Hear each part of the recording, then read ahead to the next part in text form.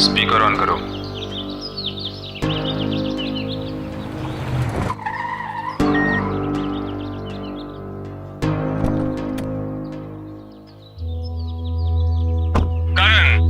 करण रॉय, तुम्हारा इंतजार कर रहा था।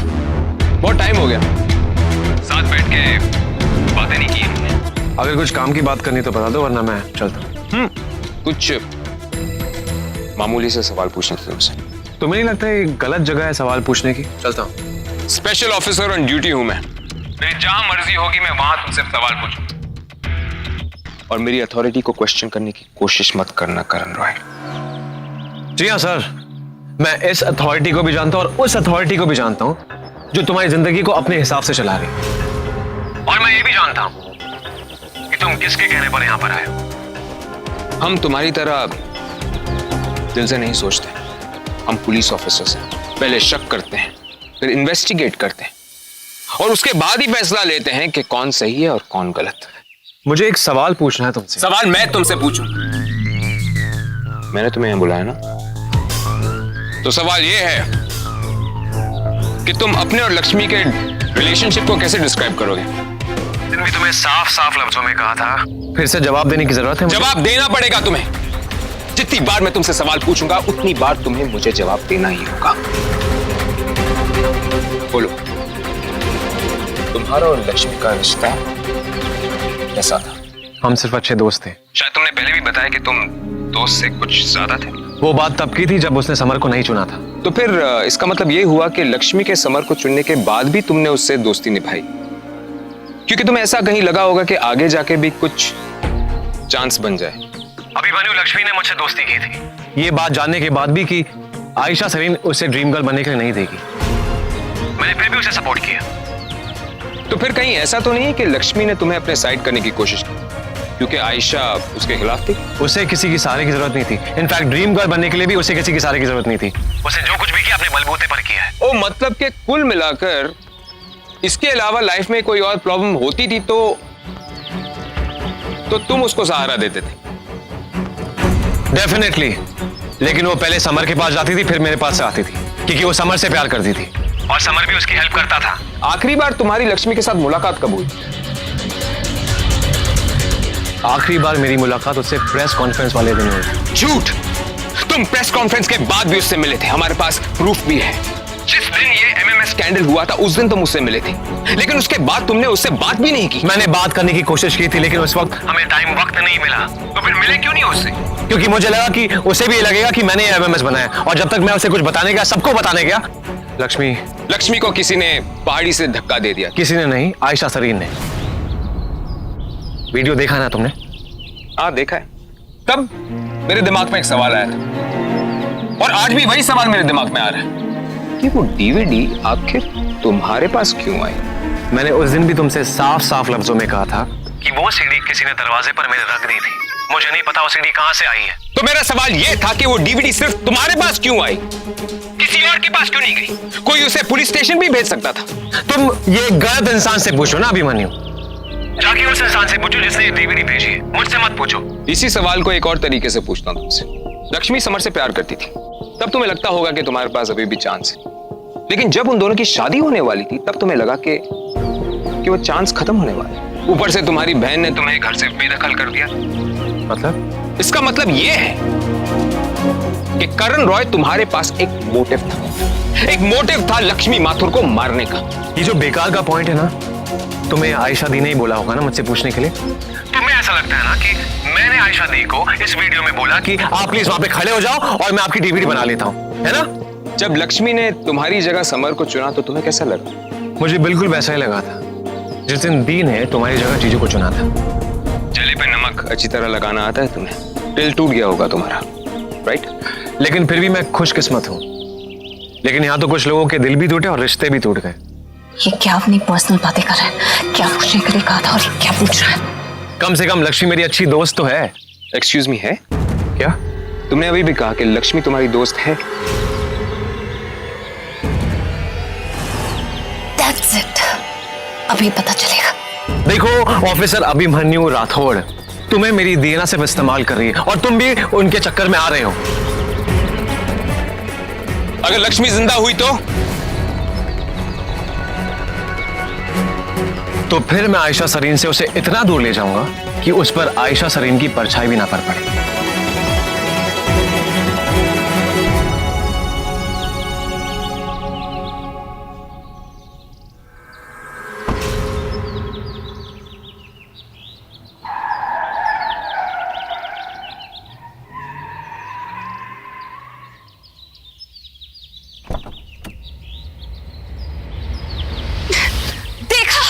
देखा कितना चालाक है, सारी बातें घुमा दी उसने, किसी भी सवाल का ठीक से जवाब नहीं दिया। और जब लक्ष्मी के लिए पूछा कि है किति है, तब फंस गया था वो। फिर भी उस बात को भी गोल कर गया। He's so smart। लेकिन वो मिला हुआ है, आप उसे एक बार और बुलाइए, उससे वापस सवाल करिए, बनता है। पहले ही तुम्हें बता चुका हूं, उस पर नजर रखे हुए हैं। और उसको पता है कि आप उस पर नजर रखे हुए हैं। उसे ये तक पता है कि उसके फोन टैप हो रहे हैं। बहुत स्मार्ट है वो, मेरा भाई है। पर मैं बता सकती हूँ कि वो झूठ बोल रहा था। आपके पास कुछ होता है ना कि खिला देते हैं और इंसान सच बोलने लगता है, आप वो ट्रीटमेंट करिए उस पे। वो बेकसूर है आयशा। ये फैसला आप कैसे ले सकते हैं? ये फैसला मैं ही लूंगा, और मैं कह रहा हूं कि वो बेकसूर है, उसने कुछ नहीं किया है। फिर भी आप उसे बुलाइए। आप मेरे कहने से उसे एक बार बुलाइए। मैं आपको जो सवाल कहूंगी आप वो उससे पूछिए, फिर फंसेगा, वो सब सच बोल देगा। एक बार मेरी खातिर, हमारे पुराने रिश्ते की खातिर एक बार बुलाइए। हमारे पुराने रिश्ते में ऐसा कुछ बचा नहीं है जिसके खातिर कुछ किया जाए। तो फिर उसका क्या? जो मैंने लक्ष्मी को अपनी आंखों से देखा, उसका क्या? एक थ्योरी हो सकती है, एक इंसान के 3 हमशक्ल होते हैं इस दुनिया में। हो सकता है कि तुमने लक्ष्मी के किसी हमशक्ल को देखा। और हाँ, हमारे पुराने रिश्ते के बारे में आइंदा बिल्कुल बात मत करना, क्योंकि तब मेरे दिमाग के अंदर केमिकल लोचा हो जाता है, समझी?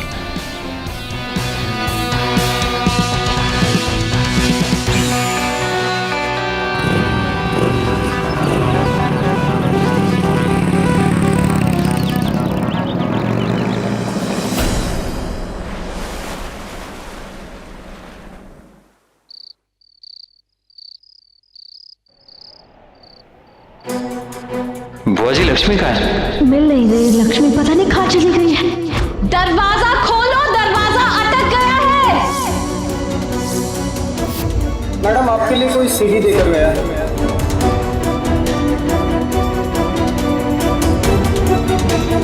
ये कातिल है मेरे। ना मुझे उस वीडियो पे यकीन है, ना मुझे इस वीडियो पे यकीन है। इससे कुछ साबित नहीं होता। लेकिन इसे देखने के बाद सब कुछ साबित हो जाएगा। मुझे को लॉकअप में डालो।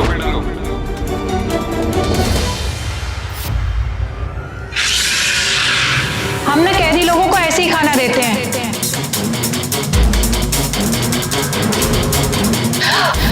तुम्हारे धक्का देने के बाद लक्ष्मी गायब हो गई है, वो लापता हो गई है। तुम आखिरी इंसान थी जिससे वो गायब होने से पहले मिली थी, मिसेस आयशा सरीन। तुमने लक्ष्मी माथुर को मारा है। ये कातिल है मेरे। गुनहगार है मेरी बच्ची की। तुमने लक्ष्मी माथुर को मारा। ये कातिल है मेरे। लक्ष्मी माथुर को मारा।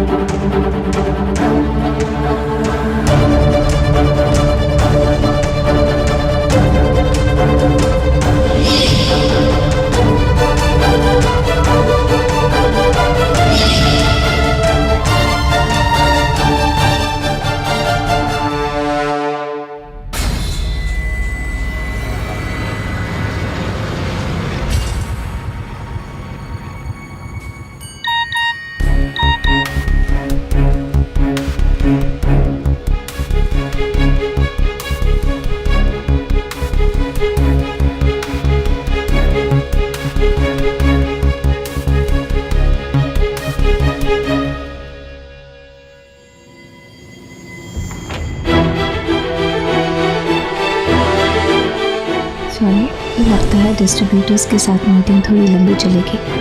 मेरा इंतज़ार मत करना। Sorry for delay. Sweet dreams.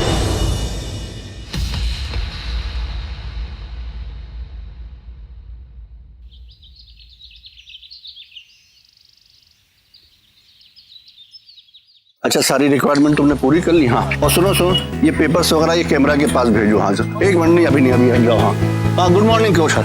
अच्छा, ये लाइट कौन है? लाइट वाले सभी उधर क्रेन के पास पहुंचवाओ, समझे? चलो क्रेन के पास ले जाओ जल्दी से, उधर कैमरा के पास जल्दी से।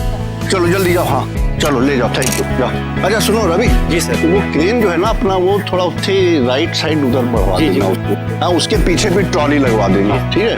हाँ। अच्छा, तुम्हें वो शीट दी थी पूरा जो अंदर वो सेट पूरा सेट करने का हो गया ना कंप्लीट? हाँ चलो जल्दी ले जाओ। गुड मॉर्निंग जल्दी से। All set everybody? हाँ, पंडित जी, जयराम जी की सब पूजा सामग्री है पूरी, कोई कमी तो नहीं है? अच्छा आओ। हाँ गुड मॉर्निंग कैसे? हाँ दीदी गुड मॉर्निंग। आ गई सब ड्रेस? सारे रेडी है। अच्छा गुड। हाँ ये भी अच्छी है। हाँ। अच्छा, वो जो मैंने 2 और ड्रेस बताई थी अलग से, सर वो रेडी हो रही है बस, तो जल्दी मंगवा लो। और अमित, तुम वो कंटिन्यूटी शीट वगैरह मंगा ली? बुक वहाँ मंगवा लेना। चलो। अरे Kaushal, good morning. Good morning. Ranjeet कैसा है? ठीक है सर। साउंड रेडी है? Okay sir. बढ़िया रखना। चलो रेडी सर। अच्छा, तुम जाके प्रेस कॉन्फ्रेंस का सारा रेडी कराओ, खाने वाने का अरेंजमेंट देख लेना, कोई कमी नहीं होनी चाहिए। हाँ ओके। आशा, डैड कितने एक्साइटेड नजर आ रहे हैं। आके देख लेना अरेंजमेंट जाके। पता है, मुझे वो पुराने दिन याद आ गए जब मैं डैड को असिस्ट किया करता था। पता है, इस इंडस्ट्री में डैड को man with the golden touch कहते हैं।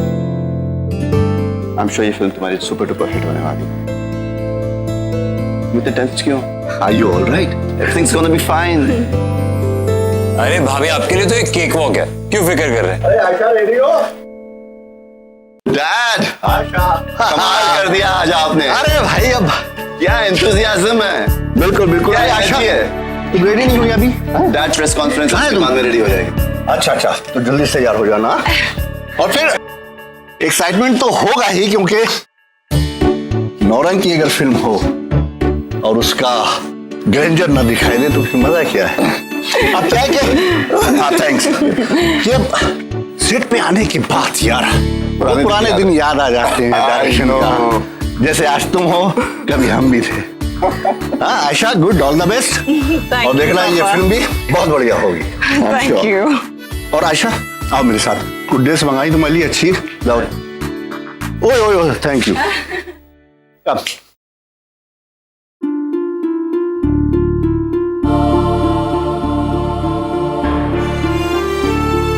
तुम्हारी फिल्म भी जल्दी शुरू करेंगे। भाई वो फिल्म अभी लक्ष्मी के बिना थोड़ी अधूरी है। वैसे भी इस वक्त सिर्फ भाभी की फिल्म यही बेस्ट होनी चाहिए, और कुछ नहीं। My strong brother. भाई मैं प्रेस कॉन्फ्रेंस चेक करके आ जाऊं, एक बार कुशाल से बात करूं। चल मैं भी आ।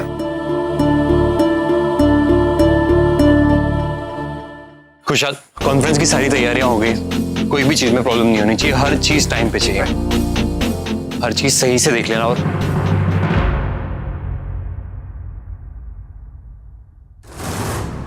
ये राइटर की जगह खाली क्यों है? सर वो जो फाइल भेजा था उसमें एरर था, तो इमेज डाउनलोड नहीं हो रहा। ठीक है, आप लैपटॉप दिखा दो, मैं ट्राई करता हूँ।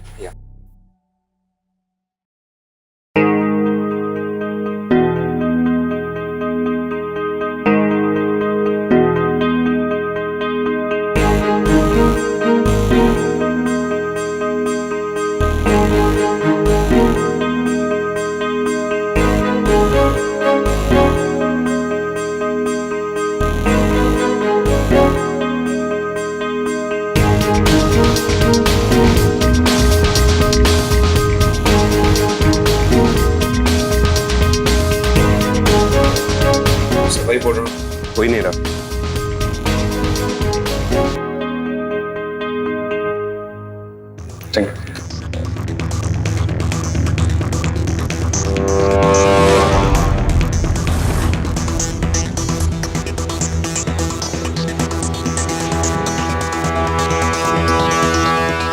लगता है यहाँ पे नेट स्लो है। काम करो, कोशिश करो, अगर होता है तो ठीक है, वरना प्लीज उसे छुपा दो यार, अच्छा नहीं लग रहा। मैं कुछ और देख के आता हूँ।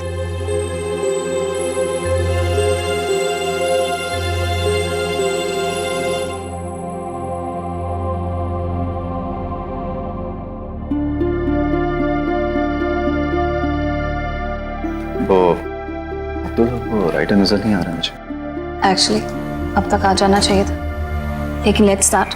आ जाएंगे।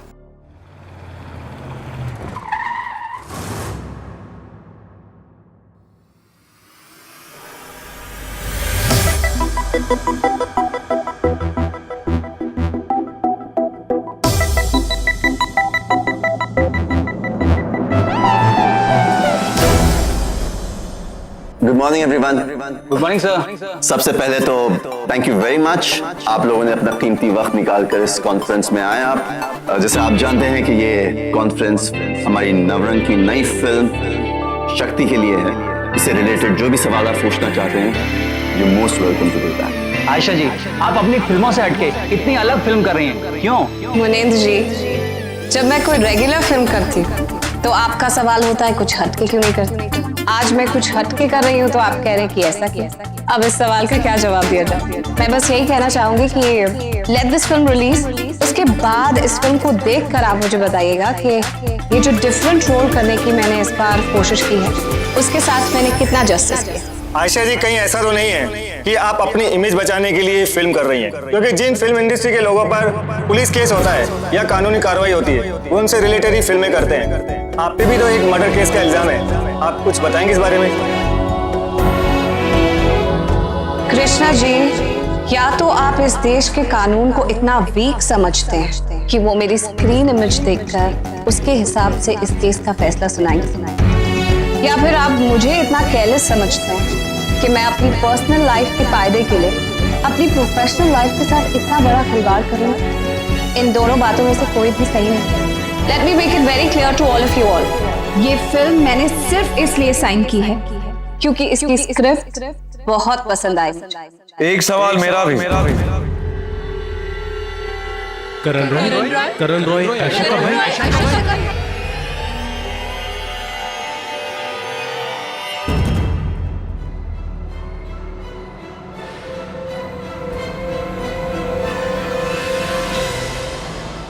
अगर शूटिंग के दौरान आपको जेल जाना पड़ा तो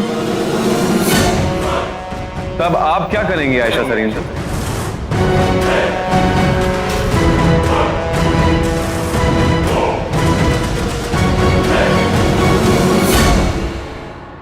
बोलिए आयशा जी। बोलिए आयशा जी। आयशा जी बोलिए प्लीज। आप चुप नहीं रह सकते, आपको जवाब देना होगा। कुछ तो बोलिए मैम। मैम जवाब दीजिए। बोलिए मैम। आपको बताना होगा। आप चुप तो है मैम।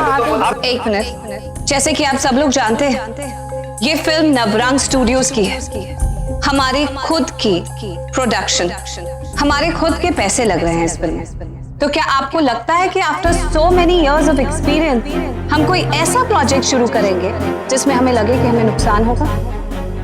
और जहां तक इस केस की बात है, ये अभी भी कोर्ट में है और इस पे कोई भी फाइनल जजमेंट पास नहीं हुआ है, तो मैं इस बारे में ज्यादा कुछ कहना नहीं चाहूंगी। बस इतना कहूंगी कि मैंने कुछ किया नहीं है तो मुझे डरने की जरूरत है।